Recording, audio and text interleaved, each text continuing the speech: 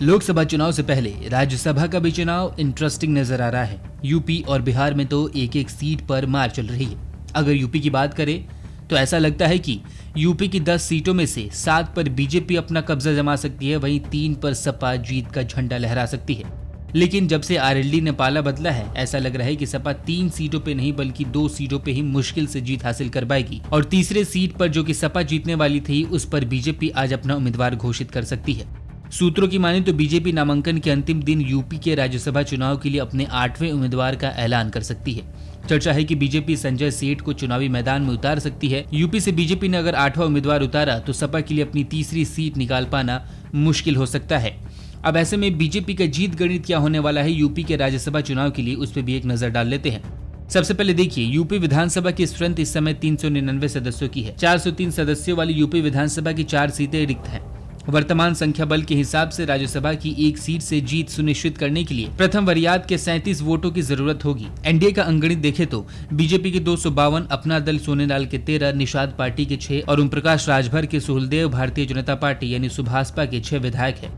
हाल ही में एनडीए का दामन थामने वाली राष्ट्रीय लोक दल यानी आरएलडी के 9 विधायकों को भी जोड़ ले तो एनडीए की संख्या बल 286 पहुंच जाती है। रघुराज प्रताप सिंह यानी राजा भैया की पार्टी जनसत्ता दल के भी 2 विधायक हैं, जो समय समय पर सरकार के साथ खड़े नजर आए हैं। इन्हें भी अगर जोड़ लिया जाए तो एनडीए का आंकड़ा 288 विधायकों तक पहुँच जाता है। अब ये तो था बीजेपी का जीत का गणित। अब सपा के पास कितनी ताकत है, इस पे भी एक नजर डाल लेते हैं। सुभाषपा के विधायक अब्बास अंसारी और सपा विधायक इरफान सोलंकी अलग अलग मामलों में जेल में बंद है। सपा के 108 विधायक हैं, कांग्रेस के 2 और बसपा के 1 विधायक है। सपा को 3 राज्यसभा सीटें जीतने के लिए 111 विधायकों के वोटों की जरूरत होगी। अगर इरफान सोलंकी समेत सपा के सभी विधायक पार्टी उम्मीदवारों के पक्ष में वोट करते हैं तो और कांग्रेस विधायकों के साथ ही बसपा का एकमात्र विधायक का वोट भी मिल जाता है तो पार्टी का तीसरा विधायक आसानी से चुनाव जीत जाएगा। लेकिन दिक्कत यह है कि इरफान सोलंकी के वोट डालने पर सस्पेंस है और पल्लवी पटेल ने साफ कह दिया है कि हम बच्चन रंजन को वोट नहीं देंगे। ऐसे में सपा के अपने 2 वोटों पे सस्पेंस तो है ही, बसपा विधायक का वोट उसे मिल पाएगा या नहीं मिल पाएगा, इसकी संभावनाएं भी ना के बराबर मानी जा रही है। अगर ऐसा होता है तो सपा के पास तीसरी सीट के लिए 28 से 29 वोट ही बचेंगे। दूसरी तरफ आरएलडी के पाला बदलने के बाद बीजेपी के पास 7 उम्मीदवारों की जीत सुनिश्चित करने के बाद भी करीब 28 से 29 वोट अधिक है। ऐसे में दोनों ही पक्षों के पास प्रथम वरीयात के वोट करीब करीब बराबर होंगे। ऐसे में फैसला द्वितीय वरीयात के वोटों पर निर्भर करेगा, जहां बीजेपी और एनडीए का पलड़ा भारी नजर आ रहा है। सपा को ऐसी स्थिति में आरएलडी और सुभाषपा में अपने लॉयल लोगों से उम्मीद है कि जरूरत पड़ने पर वे इसके पक्ष में वोट करेंगे। अब नजर डालते हैं बिहार के राज्यसभा चुनाव पे। बिहार की 6 राज्यसभा सीटों के लिए चुनाव हो रहे हैं और एनडीए ने 3 उम्मीदवार उतारे हैं। महागठबंधन ने भी 3 उम्मीदवार उतारे हैं और दोनों ही तरफ से 3-3 उम्मीदवारों की जीत सुनिश्चित मानी जा रही है। लेकिन बीजेपी ने अगर 7वां उम्मीदवार उतार दिया तो सीटों का गणित उलझ जाएगा।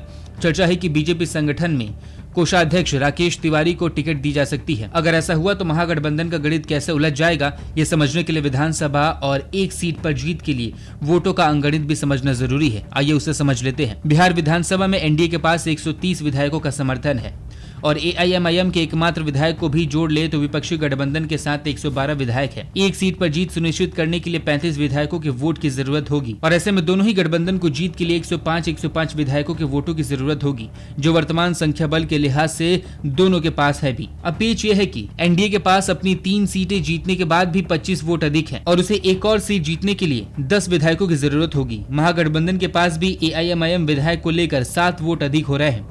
लेकिन अगर बीजेपी 7वां उम्मीदवार उतारती है तो चुनावी लड़ाई और कड़ी हो सकती है।